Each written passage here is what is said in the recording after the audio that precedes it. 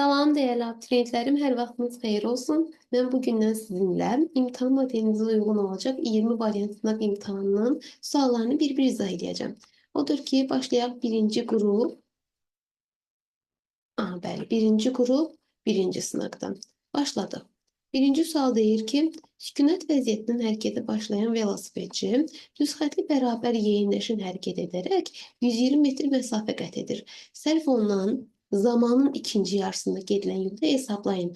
Deməli, zaman iki hissəlidir. Birinci hissə və ikinci hissə, düzdür?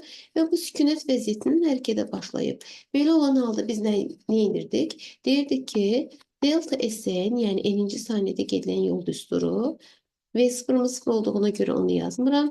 A vurulsun 2 çıx 1 böl 2 düsturundan biz nə demişdik? Birinci, yəni zamanın birinci yarısında S1S, S2 isə 3S yol gedirdi. Təbii ki, indi bu S3 soruşulsaydı 5S, sonra 7S, yəni tək rəqəmlər ardıcıllığı ilə hesablanacaqdı, düzdürmü? İndi iki hissədən ibarət olduğuna görə zamanımız bizləri S və 3S yazdıq və ümumi 120 metr məsafə qət edib.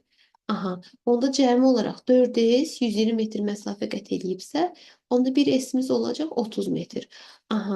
Bu S1'imiz idi 30 metr, düzdürmü? Çünki S S1 idi. S2 isə nə qədərdir? 3S'dir. Onda 3 vur 30. Onda S2'yə qalacaq 90 metr. Onda zamanın birinci yarısında 30 metr, ikinci yarısında isə 90 metr yol getmiş olacaq. Cavab belədir, B variantı. İndi keçirəm növbəti suala. Deyir ki, burada avtomobil spidometrin göstərişinə əsasən onun sürətini müəyyən edin. Baxın, belə bir spidometr var. Biz əvvəlcə nə etməliyik? Bir bölgü qiymətini təyin etməliyik. Bir bölgü qiyməti bir-birinə yaxın olan çizgilər fərqinin aralığında qalan bölgələrin sayına olan nisbətidir. Yəni biz burada 60 və 80 götürə bilərik. İstəsəz 160, 180, 220, 240 götürə bilərik. Fərqi yoxdur. Aralarında kişi qalan sayına baxanda 1, 2, 3, 4 damadır. Odur ki, biz yazarıq ki 80 çıxılsın 60 bölünsün 4. Bu 20 böl 4 deməkdir. Yəni bizə verməlidir 5 metr böl saniyə. Bu bir bölgü qiymətidir. Daha doğrusu kilometr böl saat. İndi isə mütləq xətanı təyin etmək lazımdır. Mütləq xəta bir bölgü qiymətin yarısıdır. Onda 5'in yarısı bizə verəcək 2,5 metr böl kilometr böl saatı. İndi əqrəb neçəni göstərir? Bəs 60'dan sonra görürəm ki 2 dama. Sonraki ikinci daman göstərir. Onda 65, 70. Deməli, bu əqrəb 70 km böl saatı göstərəcək. Amma 2,5 km böl saat xəta yol verdiyi üçün 70 üzərinə gəlsə 2,5 km böl saat olacaq. Cavab eləyər A variantı.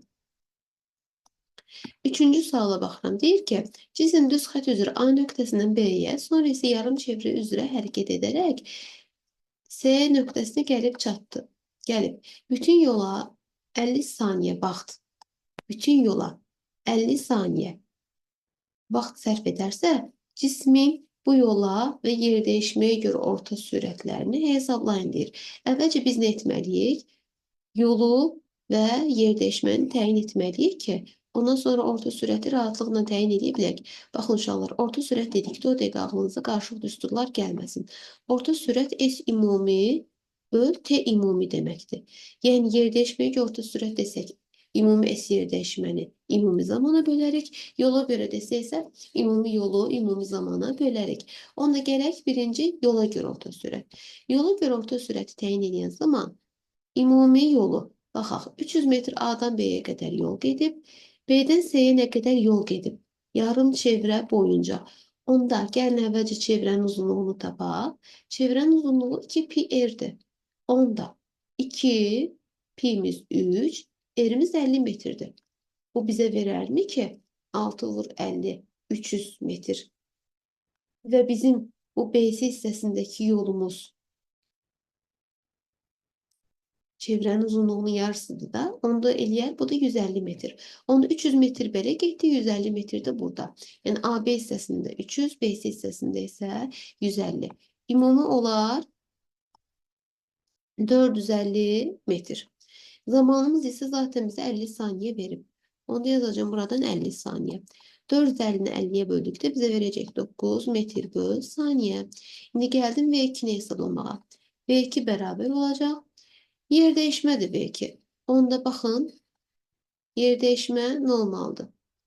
A nöqtəsindən son nöqtə C nöqtəsinə çəkilən, baxın, belə bir vektor olacaq. İndi radius 50-dirsə, onda onun BC hissəsindəki yer dəyişməsi bir diametr olacaq. Yəni 100.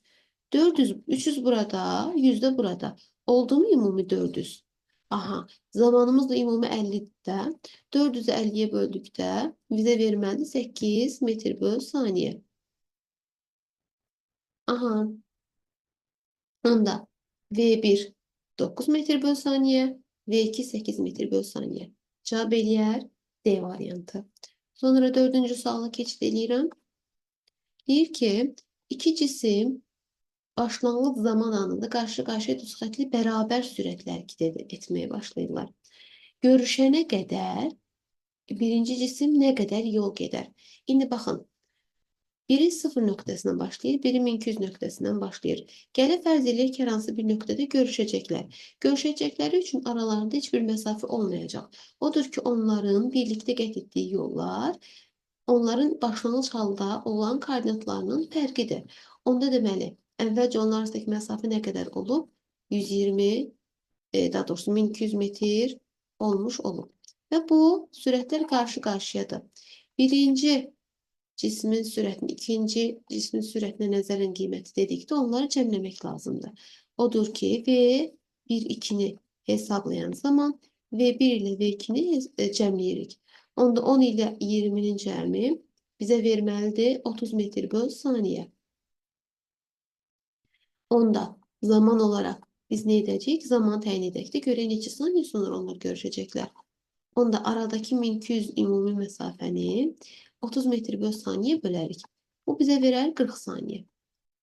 Deməli 40 saniyədən sonra görüşəcəklər.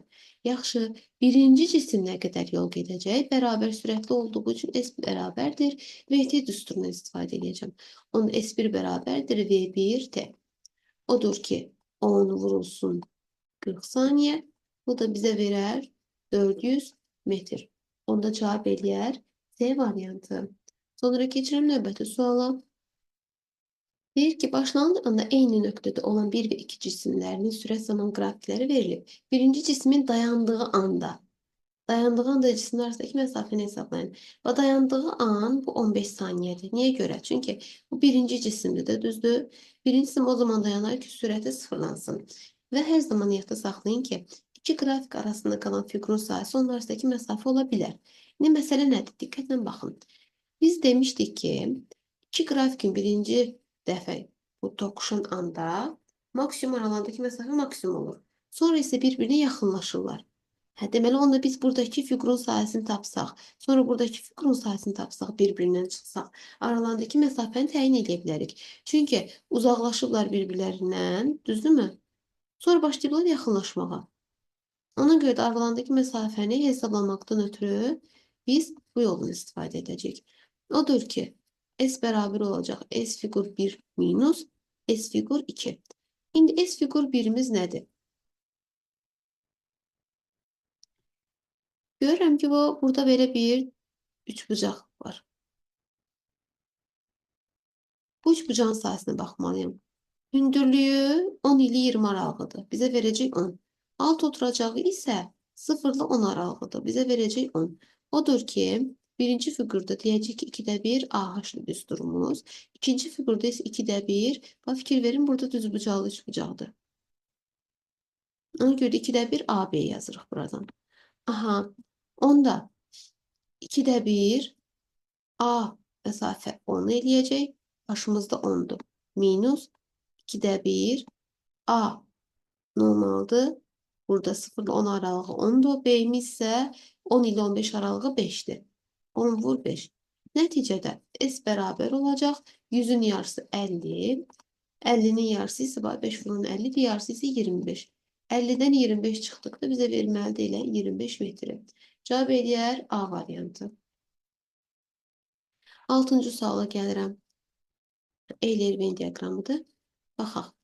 Deyir ki, X oxu boyunca hərəkət edən cisimlər üçün ELV diaqramda uyğun bəndləri müəyyən edin.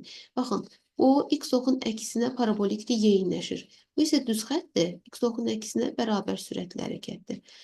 Bərabər sürətli hərəkət təbii ki, birinci qrafikdir. Yeyinləşən yəni ikinci qrafikdir. Yeyinləşən hərəkət bu birinci qrafikdir. Koordinat zamandan xəttə asılı olar. Koordinat zamandan o zaman xəttə asılı olar ki, X terdən o zaman düz xəttə asılı olar ki, bərabər sürətli olsun. Bu da BDK-də ikinci qrafikə uyğundur. Sürət zamandan xəttidir. Sürət zamandan xəttə asılıdırsa, deməli bu sürətin dəyişməsidir. Yəni yavaşlayan və yeyinləşən hərəkət ola bilər ki, biz burada yeyinləşəni görürük. Odur ki, bu 4-də gəldi birinci qrafikə. X oxun əksi istiqamətində. Hər biri X oxun əksinə yönəldikləri üçün burada yazacağım hər ikisi üçün belə. İndi cavab eləyəcək 2, 4, 1, 3, 5. 2, 4, 1, 3, 5 haradadır? Y variantında. Cavab elədi Y variantı. Sonra 7-ci suala gəlirəm. Hansı ifadələr deyir doğrudur? Verilmiş radius konstantdır. Çeviri üzrə bərabər sürətlə dövr edən magnetdən mərkəzi qaçma təcili. A mərkəzi qaçma. Radiusuna bağlı düz durun. V kvadratı böl R-dir. Və yaxud da ki, omega kvadratı R-dir. Və yaxud da ki, o 4pi kvadratı R böldü E kvadratı və s. İndi, xətti sürət ilə düz mütənasibdir. Xətti sürəti ilə kvadratik aslıdır. Bir deyil. Dövrətimi periodun kvadratı ilə tərs mütənasibdir. Gəlin davam edək. 4pi kvadratı R bölsün T kvadratı. Həqiqətən də doğrudur. Tərs mütənasibdir. Dövrətimin tezliyin kvadratı ilə tərs mütənasibdir. Xeyr. Niyə görə? Çünki dövrətimi tezliyi ilə 4pi kvadratı N kvadratı R düz kvadratik tərs aslıdır.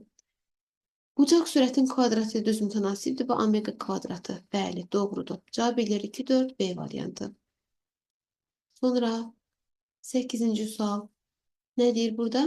Çevre üzrə bərabər sürətlə hərəkət edən maddi nöqtə A nöqtəsindən B nöqtəsinə 0,5 saniyə gəlir. Maddi nöqtənin bucaq sürətini hesablayın. Daha rahat yol nədir uşaqlar? Baxın, 120 dərəcəni əgər 0,5 saniyəyə gəlirsə, 360 dərəcənin neçə saniyəyə gələr? Biz bilirik ki, tam dövr etməsi üçün 360 dərəcə dönməlidir.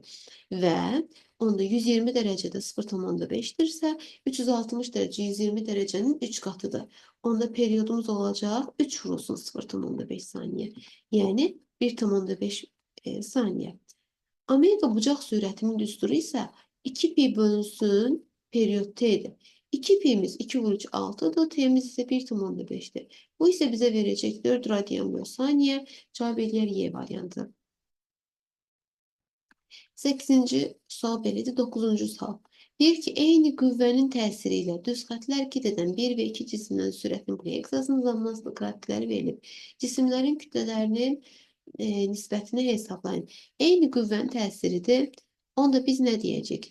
Deyəcək ki, M bərabərdir F böl A'dır. Onda qüvvələr eyni olduqda M A'dan tərs mütənasib asılıdır. M1 böl M2'ni istəyirsə, deməli bu A2 böl A1 deməkdir. Onda baxıram. Buradan görürəm ki, birincisində başlanğıc sürət 16'dır. 4 saniyə ərzində gəldi, son sürət 8 oldu. Biz onda nə edəcək? Əvvəlcə buranı ağardaq, yenə məşhur qaydamız. Aha. İndi buradan nə deyəcək? Deyəcək ki, A1 bərabərdir. Delta V1 bölünsün T1. İndi burada bir nüans var. Bizim burada təcilimiz mənfi alınmalıdır. Amma kütlə mənfi ola bilməz. Odur ki, biz mənfiləri nəzərə almarıq. Başqa çarə yoxdur. Çünki cavablarda zaten mənfi verə də bilməzdi. Kütlələrimiz yəni müsbət olmalıdır, skalyərdir.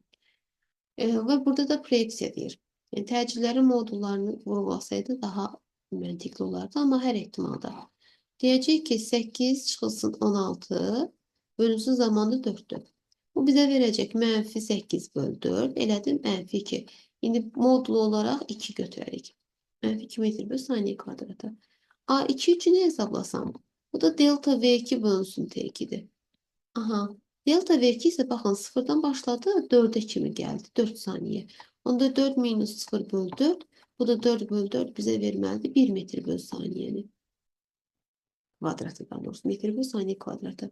O zaman M1 bölü M2'nin yerine A2 bölü A1 yazaram. Yani 1 bölsün 2 yazaram. Modullarını nəzərə alacaqsa.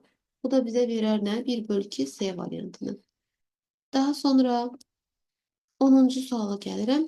Deyir ki, üfüqi müstəvidə 40 kiloqram kütləli cisim şəkildəki istiqaməti 100 Newton qüvvənin təsiri ilə hərəkət edir.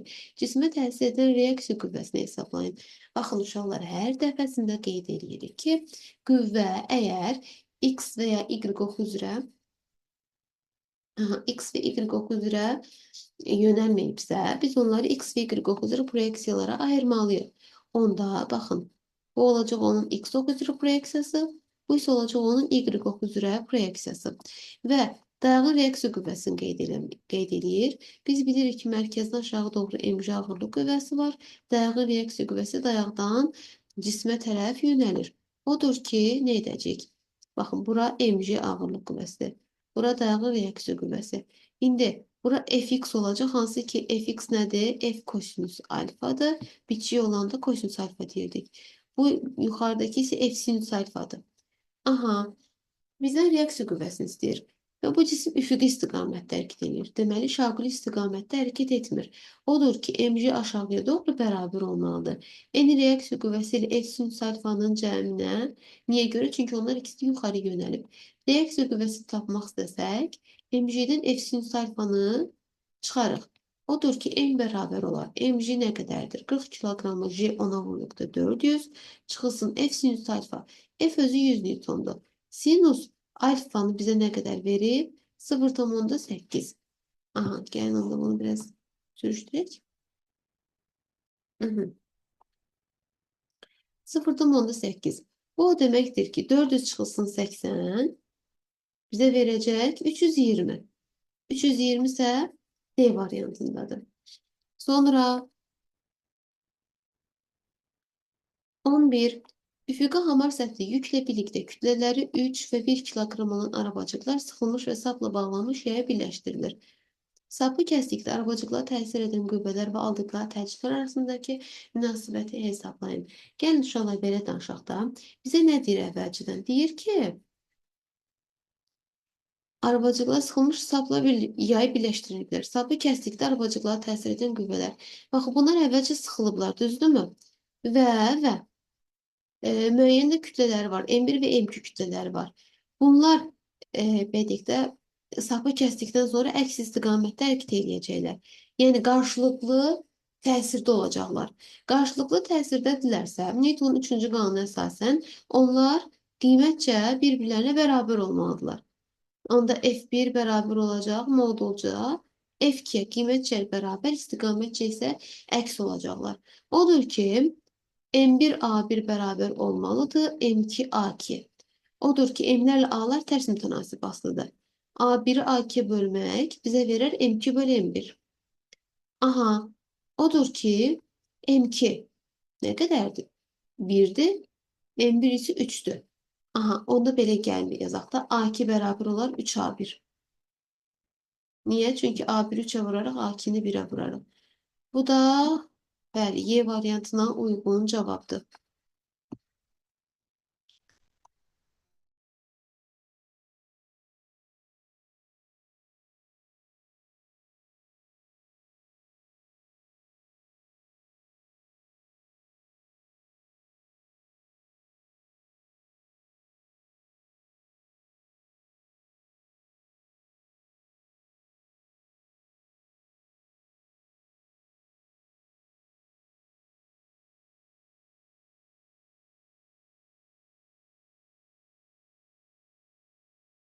Aha, uşaqlar, davam edirik. 12. Deyir ki, aha, üzgücü çayın bir sahilinin K nöqtəsindən digər sahilin M nöqtəsinə 6 saniyə üzür. Baxın, buradan bura M nöqtəsinə 6 saniyeyi üzür. Bu şəkildə buradan bura. Deyir ki, çayın axın sürəti 2 metr böl saniyədir. Üzgücün suya nəzərən sürəti 5 metr böl saniyədir. Elem məsafəsi, baxın bura, 12 metr olarsa çayın enini hesablayın. Çayın eni bax burada. Və Əslində bu LK-nı tapmaq elə bizə kifayət eləyə bilər. G çayın enini təyin eləyək. Bunu necə taparıq uşaqlar? Əvvəlcə gəlin bir şey deyək də. Bu çay məsələlərində mütləq ki, bu üzgüçün sürəti x və y üzrə proyeksiyalara ayrılmalıdır. Onda gəlin ayıraq. Bu V2 sürətidirsə, gəlin bax bunu belə eləyək. V2 sürətidirsə, bir Vx proyeksiyası yönələcək bu istiqamətdə. Bir də yuxarıya doğru Vy proyeksiyası yönələcək. İndi hətta bunlara V2x, buna da V2y deyək. Bizə nə maraqlıdır? Bizə o maraqlıdır ki, bu K'dan M-ə doğru gedib x ox istiqamətində, düzdürmü? Və 6 saniyə üzüb də, düzdür? Onda biz deməli onun sola doğru 12 metr getdiyini bilirik. Hə, onu belə yaza bilərik ki, baxın. Onu belə yaza bilərik ki, S x ox üzrə proyeksiya bərabər olmalıdır. İndi sürətlərin nisbiliyinə baxaq. V1 sola doğru, V2x isə V1 sağa doğru, V2x isə sola doğrudur. Və bu sola doğru hərəkət etdiyi üçün M nöqtəsi oldu da axı. Onda yazaram ki, V2x çıxılsın V1, vurulsun T. Yəni, Sx nə qədər ola bilər uşaqlar? 12 metr olmaz. Çünki bu K ilə L eyni belirtdi nöqtədədirlər. M nöqtəsinə gələn zaman artıq sola doğru 12 metr gedir. 12 bərabər olacaq. V2x-ımız bilinmir. Amma V1-imiz çayda çıxacaq. Vurulsun 6. Hə. İndi buradan 6 ilə 12-ni ixtisar aparsaq, burada 1 qalar, burada 2 qalar. Onda 2 bərabər olar. V2x çıxılsın 2. Onda V2x-ın özü nə olmalıdır? 4 metr bölü saniyə olmalıdır. İndi bizə nə lazımdır? Bizə 2 çayın eni. Onda V2y-i tapmaq lazımdır ki, zamanı da vursaq, həmin bu məsafə verəcək. Bizə yəni D məsafəsini verəcək. Hə. Onda gəlin V2y-i tapaq. V2y-i necə taparıq? Baxın, biz bilirik ki, V özü nədir? Kök altında Vx kvadrat üstəgəl Vy kvadratıdır. Bu bizə məlumdur. Və V'miz özü 5-dirsə, yəni özünü belə yazaq, 5-dirsə, Vx-ımız 4 olanda kvadratı 16 üstəgəl Vy kvadratıdır. Uzun sözün qısası uşaqlar. Biz bilirik ki, zaten katetlər gərək 3, 4 olsun ki, butonumuz 5 olsun. Düzdürmü? Yəni biz buradan hesablasaq Vy 3 metr bölü saniyə taparıq. Vaxt itirməmək adına elə buradan yazdım. Hətta bu V2 yazaq da bunu. Aha, bunlar da V2'lərdir. İndi onu tapdığımı tapdıq. Zamanımız da var mı? Var. Nə qədər? 6 saniyə. Onda biz bu D məsafəsini tapmaq istəsək, V2y-i T'yə vurarıq. Bu da bizə verər 3 vur 6, yəni 18 metr. Cavab edir 18 metr. Buna da A variantı uyğundur. Bu şəkildə. Sonra 13-cü suala baxırıq. Deyir ki, bir cismi 30 metr bölü saniyə sürətlə hərəkət edərkən, iki cismi sükunət vəziyyətindən 10 metr saniyə kvadratı təcili hərəkətə başladı. 4 saniyə sonra ikinci cismin birinci cismə nəzərən sürəti modulu və 2-nin 1-ə nəzərən sürəti modulunu bizdən istəyir. Nə etməliyik? Baxın, sualda bir boşluq olsa nə ola bilərdi deyə soruşsanız, burada 30 metr bölü saniyə sabit sürətlə hərəkət edərkən deməliydi. Çünki yəni onun təcilli, bərabər sürətli olduğu məlum deyil açığı. Amma hər ehtimalda biz bunu sabit sürətli qəbul edəcəyik. Onda nə olacaq? Birincisi V1-dir. 4 saniyədən sonra da, yəni 30 metr isə yenə 30 metr bölü saniyə olacaq. Çünki bu bərabər sürətli hərəkətdir. İkincisində isə V2-ni təyin etməkdən ötürü isə nə edəcəyik? V0 0 idi, düzdür? V0 üzərinə gəlsin, AT yazmalıyıq da normalda. İndi V0 0 üzərinə gəlsin, A təcilimiz 4-dür. Zamanımız isə 4 saniyədir. Bu bizə verəcək 40 metr bölü saniyə. Və mən baxıram ki, məsələn 4 saniyə sonra burada olacaqlarsa V2 belə, V1 də bu istiqamətdə. Aralarında müəyyən bir 90 dərəcə bucaq var. Onda ikincinin birinciyə nəzərən Sürət hesablasaq, V2 kvadrat üstə gəl V1 kvadratını hesablayarıq. Bu da bizə nəyi verər? Yəni 30 ilə 40-ın kvadratları cəmi 900 ilə 1600-ün cəmi bizə verəcək 2500. Buradan isə 50 metr böl saniyə çıxacaq. Cavab eləyər C variantı. Daha sonra 14-cü suala baxıram. Düz xəttə hərəkət edən iki cismin sürətləri 8-2t və 2 + 4t qanunları ilə dəyişir. Müşahidə alınan neçə saniyə sonra cisimlərin yer dəyişmələri bərabər olar. Hə, deməli onda biz buradan nə etməliyik? Əvvəlcə gəlin bax buradan yazaq. Görürəm ki, yəni bizim əsas şərtimiz nədir? S1 bərabər olmalıdır S2-yə. İndi baxıram. V01 8-dir. Biz bilirik də V0 plus saati olmalıdır. A1'miz 2'dir. Mənfi 2'dir. Qoyarıq buradan da qeyd edək. Bu bərabər yavaşyandır. V02 müsbət 2'dir. V0 qəlatı. A2'miz isə müsbət 4'dür. Onda gəlin yazaq. S'in üstü necə idi? S bərabərdir. V0t plus AT kvadrat bölünmüşün 2'dir.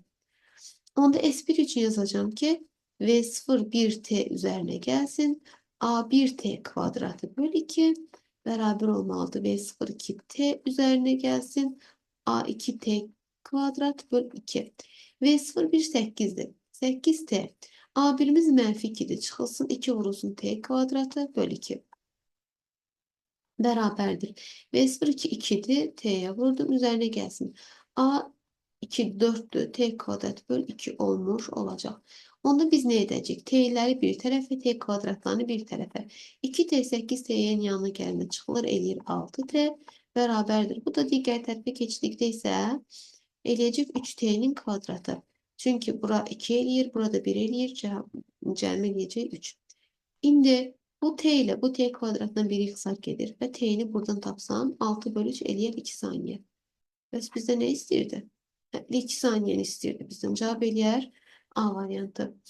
15-ci suala baxıram.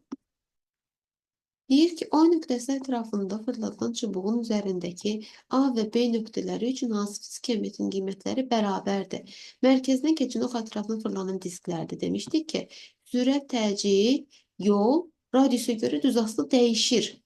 Ancaq ki, periyod, tezlik, bucaq sürəti və dövrlərin sayı, bunlar isə sabit dəyişmirlər. Onda qiymətləri bərabərdir. Dəyişmir deyirsə, periyod olacaq, bucaq sürəti olacaq. Fəthi sürət və təcil dəyişir. Ona görə cavab eləyəcək yalnız 1 və 2. Sonra keçək 16-cı suala. Burada verilmiş ki, A da B'də, 1, 2 də A variantı. Sonra 16'da nə dedik? Deyir ki, cisim düz xətt üzrə bərabər sürətlə hərəkət edərək 5 saniyə ərzində koordinatı M olan nöqtədən N olan nöqtəyə gəlir. Onun sürəti modulunu hesablayın. Biz burada nə edəcəyik uşaqlar?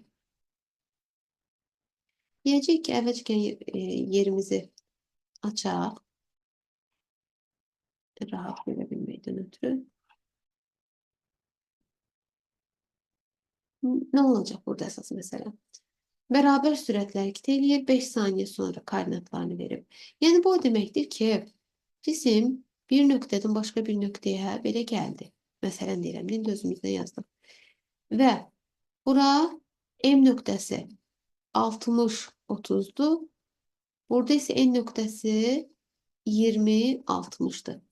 Və bilirik ki, hər hansı bir nöqtənin koordinatları dedikdə birinci rəqəm x-dir, ikincisi isə y-dir.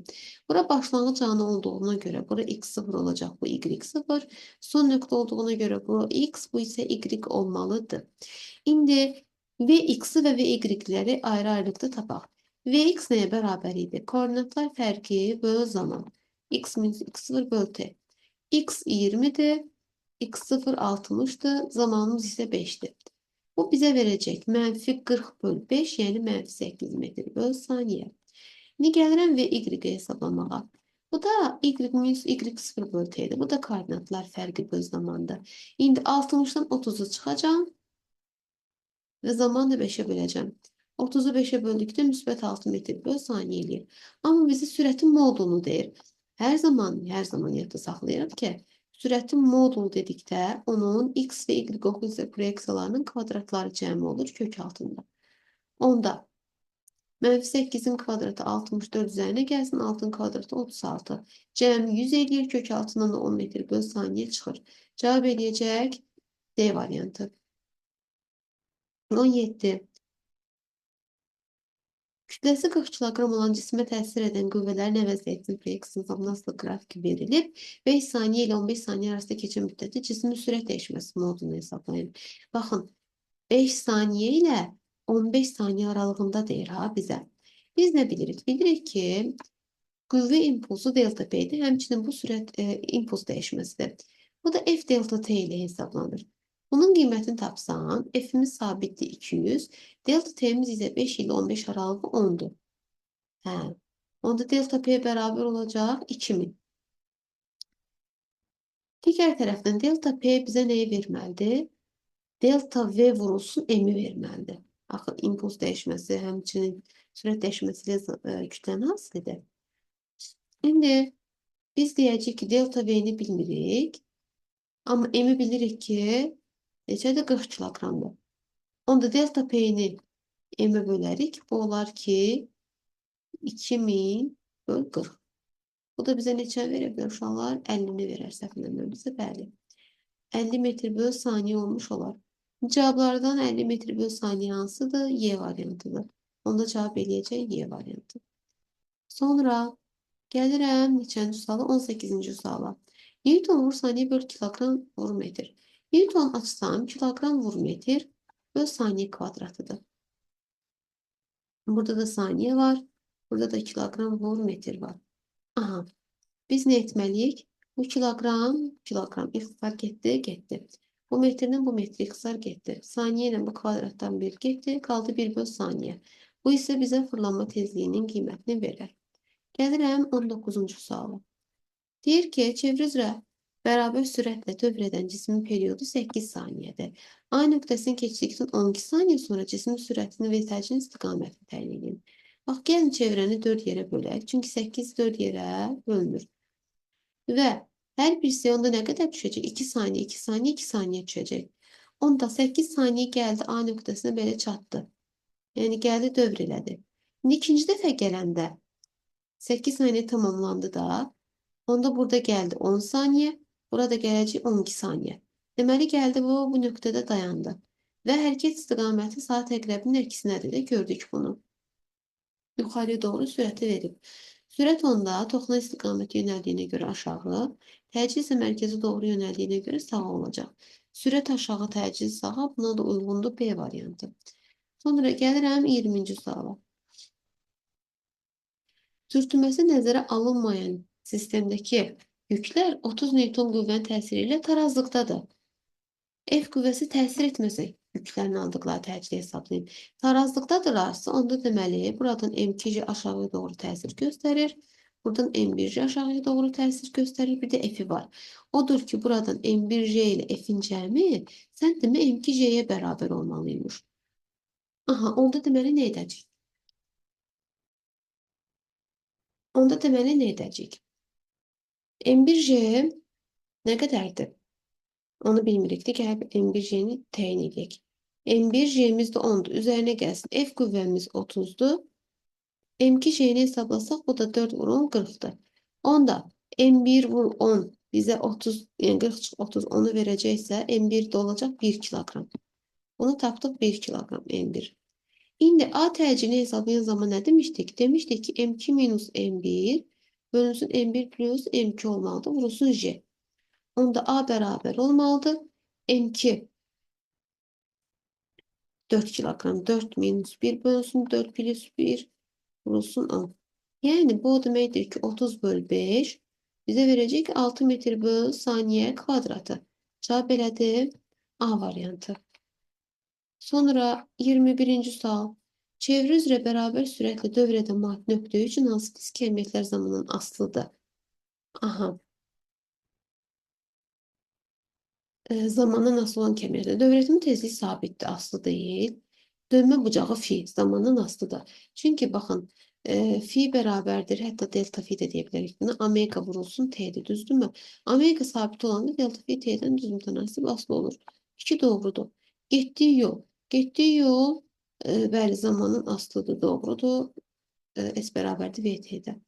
Bucaq sürəti, xeyr, omega sabitdir. Ona görə cavab eləyər 2, 3, yəni C variantı. 22-ci suala gəlirəm. Deyir ki, çevrə üzrə bərabər sürətli hərəkətdə çevrənin radiusu və xətti sürəti 2 dəfə artırılarsa, həm radius, həm də xətti sürəti 2 dəfə artırılır. Aha, 2 dəfə ikisi də artırıldı. Onda nə deyəcək? Bucaq sürəti dəyişməz. Omega bərabərdir V bölünsün R-dir. Zaten yəni çevrə üzrə hərəkətdə omega bucaq sürəti dəyişmir. Ona görə birincisi tamamilə doğrudur. İkincisine gəlirəm. Mərkəzi qaçma təcili 2 dəfə azalar. A mərkəzi qaçma bərabərdir. V kvadratı bölünsün R-dir. İndi bax fikir verin. V'miz 2 dəfə artanda bu 4 dəfə, təcilimiz 4 dəfə artacaq. R-miz 2 dəfə artanda A təcili 2 dəfə azalacaq. Onda ümumi olaraq götürsək 2 dəfə artardı, azalmazdı. Dövrətimi tezliyi 2 dəfə artar deyir. Dövrətimi tezliyi sabitdir. Ona görə o dəyişməməlidir. Cavab eləyər yalnız 1. Suala gəldik. Bu 23-cü sualda bir çoxunuz çaşa bilərsiniz ki, yəni qarşılıqda xeyr. Çox da rahatdır. Mən bunu sizə izah edəcəm indi hal-hazırda. Baxın, bunu necə eləyəcək? Görürəm ki, buradan bu sistemi F2 sağ tərəfdən, F1 isə sol tərəfdən dağıtır. Oxuyaq. Üfüqə hamar səth üzərindəki kütləsi 10 kiloqram olan cismə 20 Newton qüvvə, kütləsi 15 kiloqram olan cismə isə 95 Newton qüvvələri təsir edir. Cisimlərin bağlandığı ipdə yaranan T gərimi qüvvəsini hesablayın. Mən əvvəlcə nə edəcəm? Burada baxın, T buradan da göstərə bilərəm, buradan da göstərə bilərəm. Və Newton 3-cü qanuna görə bu T'lər bərabər olacaq. İndi əvvəlcə onda nə edəcəm? Bunu bir sistem kimi baxsam, ona əks istiqamətə yönələn qüvvələrə fikir verəcəm. F1 sola doğru, F2 isə sağa doğrudur. Hansı daha böyükdür? F əvəzləyicini tapanda əks istiqamətə yönələn qüvvələri çıxıram. F2 daha böyük olduğuna görə F2-dən F1-i çıxdım. Eləyəcək 95 çıxılsın 20. Yəni F əvəzləyici oldu 75 Newton. Aha. Bəs bu A təcili necə təyin eləyərəm?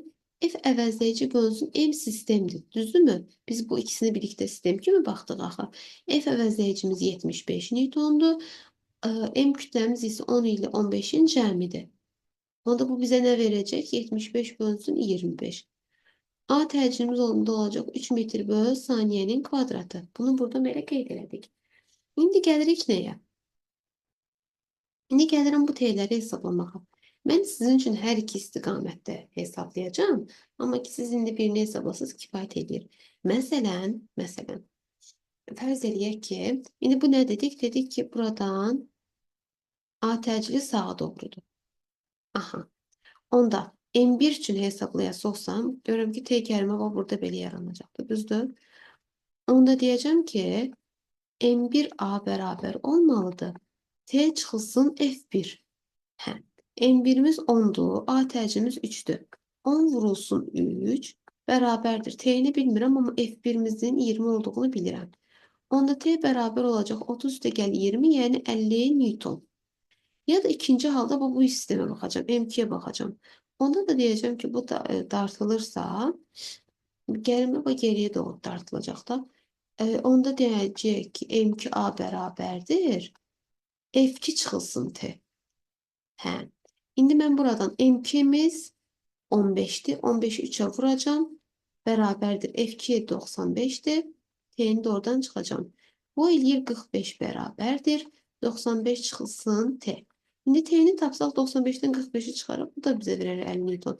Yəni ya bu yolla eləyərsiniz, ya da bu yolla. Amma görsün necə sadədir. Odur ki, yəni bu cür suallardan qətiyyən çəkinməyin.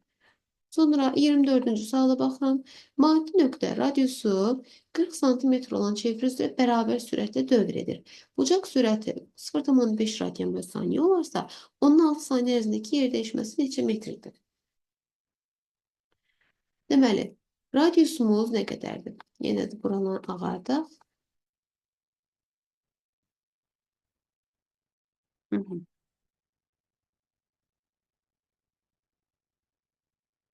Deməli, radius yazıram buradan. Radius metrdir deyir də bizə vahidlər. Əsas vahidi çevirməliyik. 0,4 metr olmalıdır. Omega bucaq sürəti 0,5 radyan bölü saniyə olmalıdır. T 6 saniyə, pi isə 3'dür. İndi mən nə etməliyəm? Buradan yer dəyişməsini hesablayırıq da çeviridir hərəkətdir. Periodu təyin eləsəm, diqqətlə qulaq asın. Zaman periodun hansı hissəsi olduğunu görə bilərəm. Onda biz nə edərik?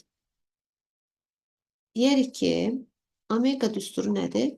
2 pi bölünsün böyük t'li perioddur. Mən buradan periodu tapmaq istəsəm, 2 pi'ni omega'ya bölərəm. 2 pi nə qədərdir? 2 vur 3 6'dır. Omega nə qədərdir? 0,5'dir. Onda periodumuz oldu mu 12 saniyə? Periodu 12 saniyə tapdıq. İndi bax fikir verin, indi çevrəsini çəkəcəm sizin üçün. Zaman da 6 saniyədir. Deməli, çevrə budur. 6 saniyə gəlib bura çatar. Niyə görə? Tamamlansın 12 olacaq da 6 saniyə də onda qarşıya çatır da. Və yerdəşmə nədir? Bax, A nöqtəsindən fərz edək ki, indi bax, bura B nöqtəsində. B nöqtəsinə gəldi. O yerdəşmə budur. Burada radiusdur, burada radiusdur. Onda yazacağım ki S yer dəyişmə bərabərdir 2 radiusa. Radiusumuz nə qədərdir? 0,4 metrdir. Aha, onda deyəcəyik ki 2 vurulsun 0,4 bizə verəcək 0,8 metri. Bu bizim oldu 0,8 metr cevabımız. Sonra 25. İlk x oku boyunca hareket eden cismin yer değişmesi x hızın zamanlansılı grafiki verilip bu cisim için hansı mülazələr doğrudur? Yadda saxlayırıq ki sx'in və yaxud da ki x'in zamanın asılığında grafiki koordinat başlanıcı sürüşdürə bilərəm. Və görürəm ki bu x oku istiqamətində yeyinləşəndir. X oku istiqamətinin yeyinləşəndirsə V0 da müsbət, A'sı da müsbət olmalıdır. 0 T0 aralığında təcilin istiqaməti X oku istiqamətindədir. Yəni ikisi də müsbətdir, X oku istiqaməti. Bəli, bir doğrudur. T0 2 T0 aralığında yeyinləşən. Xeyr uşaqlar. Baxın. Buradan T0 2 T0 aralığında gəlir artıq bu maksimum nöqtəyə çatır. Yəni sürət burada sıfırlanır da bilirik. Yavaşın hərəkət edir. Yeyinləşən ola bilməz. T0 anda hərəkət istiqaməti dəyişib. Xeyr. T0 anda hərəkət istiqaməti dəyişməyib. Hərəkət istiqamətinin dəyişməsi üçün son sürət sıfırlanmalıdır. 2 T0 anda sürət sıfıra bərabərdir. Bəli, bax. 2 T0 da sürət sıfıra bərabərdir. Bunu doğru götürürük. 2 T0 3 T0 aralığında yavaşın hərəkət edir. Xeyr. Bayaq qeyd elədik ki, həmin bu qrafiki koordinat başlanğıcı sürüşdürsək, görərik ki, x okunun əksinə yeyinləşdi. Ona görə 5 də səhvdir. Cavab eləyək 1 və 4.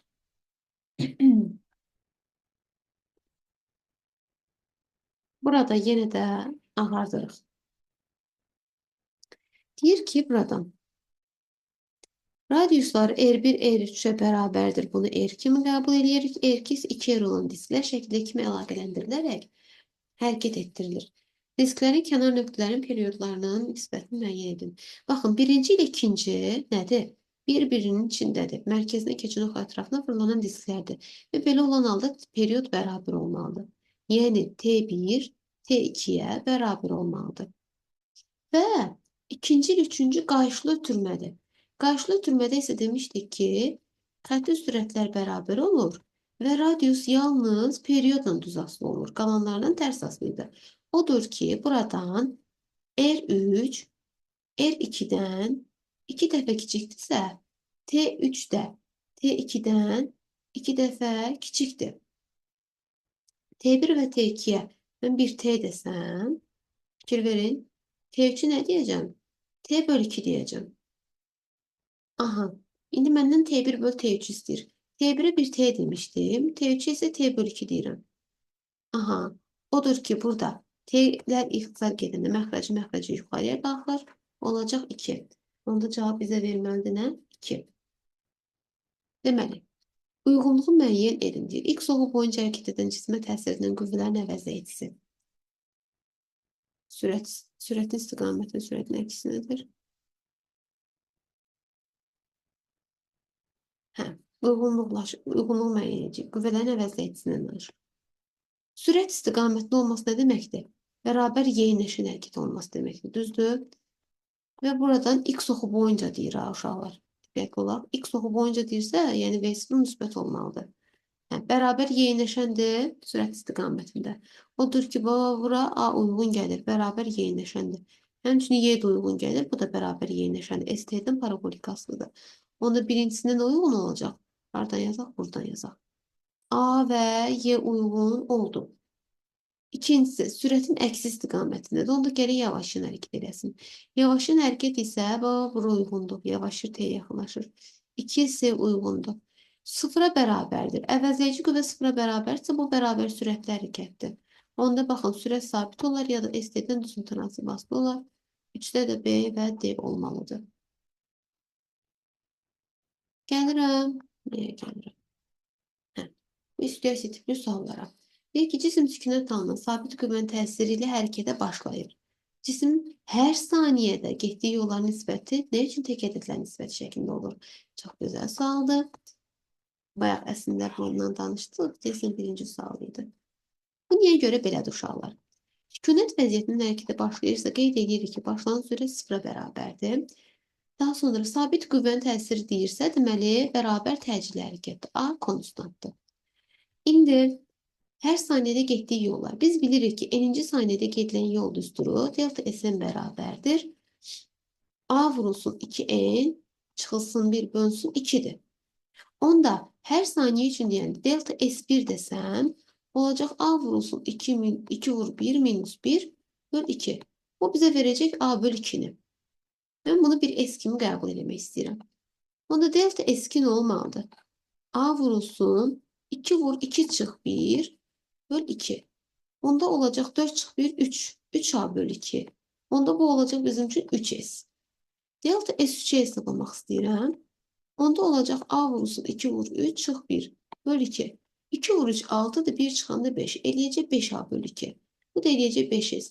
Davamlı eləsək, məsəl üçün 4 qoysaq, 2 vur 4 8 çıx 1, 7, 7A böl 2, 7S. Yəni, bu ona görə belədir ki, baxın, hər saniyə keçdikcə bizim delta S1'imiz digərindən belə deyək də 2 vahid 2 vahid çoxalır. Sırf buna görə də deyəcəyik ki, sükunət vəziyyətinin hərəkətə başlayanda n-ci saniyədə gedilən yollar S1, S2, S3, yəni bu istiqaməti olmalıdır 1, 3, 5, 7 və s. Yəni bu şəkildə davam eləməlidir. İsbatı bu şəkildə olacaq. Hətta burada delta S-ni yazdığımıza görə delta S1, delta S2, delta S3 deyə bilərik. İndi gəlirəm 29-cu suala. Deyir ki, düz xətli hərəkət edən cismin koordinatının zamanlasında qrafiki verilir. Grafikin hissələrinə uyğun hərəkətin xarakterini yazın və vəzləyici qüvvənin proyeksiyasının zamanlasında qrafikini çəkin. 0T1 hissəsində. Baxıram ki, 0T1 hissəsində necə hərəkətdir? Yeyinləşən hərəkətdir, düzdür? Odur ki, mən nə edirəm? Yeyinləşən hərəkətdirsə, burada